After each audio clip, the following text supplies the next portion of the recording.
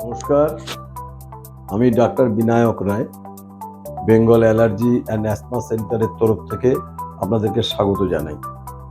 আজকে খুব ছোট্ট একটা ভিডিওতে আমি একটা খুব গুরুত্বপূর্ণ বার্তা আপনাদেরকে পৌঁছে দিতে চাই। এটা হলো এই যে প্রচণ্ড শীত এবং শৈত্যপ্রবাহ চলছে সমগ্র পশ্চিমবাংলা জুড়ে এবং বাংলাদেশেও। এতে অনেকের বাড়িতেই রুম হিটার ব্যবহার করা হচ্ছে। বিভিন্ন ধরনের রুম হিটার আছে, কোনোটাতে ব্লোয়ার আছে যেটাতে গরম হাওয়া বেরিয়ে যায়, কোনোটাতে লাল রঙের বিভিন্ন ওই রেজিস্ট্যান্সগুলো জ্বলে ওঠে এবং আরও অনেক ধরনেরই রুম হিটার আছে।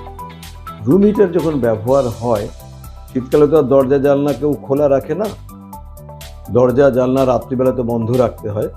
তো হিটার যখন চলে তখন পরিবেশে বা ঘরের ভিতরে যে আবহাওয়া বা বায়ু, তার মধ্যে যে আর্দ্রতা থাকে, জলীয় বাষ্পকণা ভেসে থাকে, সেগুলো শুকিয়ে যায়।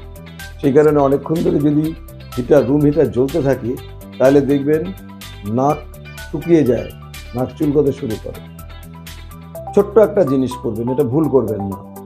যখনই রুম হিটার চলবে, ছোট্ট এক বাটি হোক, এক গামলা হোক জল খাটের তলায় রেখে দেবেন, শুধু এইটুকু, আর কিছু না।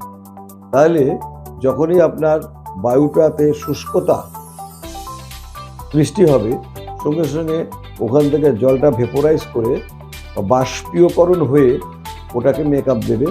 সুতরাং শরীরেরও কোনো অসুবিধা হবে না এবং ওখানে নিঃশ্বাস নিতেও কোনো অসুবিধা হবে না।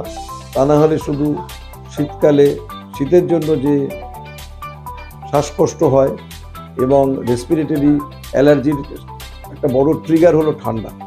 এই ঠান্ডাটার হাওয়াটা যখন গরম নাক দিয়ে ঢুকবে, সেটাও একটা ট্রিগার। কিন্তু যদি ঠিক মতন আর্দ্রতা থাকে হাওয়াতে, তাহলে কোনো অসুবিধা হওয়ার কোনো কারণ নেই। আপনাদেরকে এই ছোট্ট বার্তাটা দিলাম, এর জন্য আমি আপনাদেরকে ধন্যবাদ জানাচ্ছি। আপনারা মনোযোগ দিয়ে আমার ভিডিওটা শুনুন।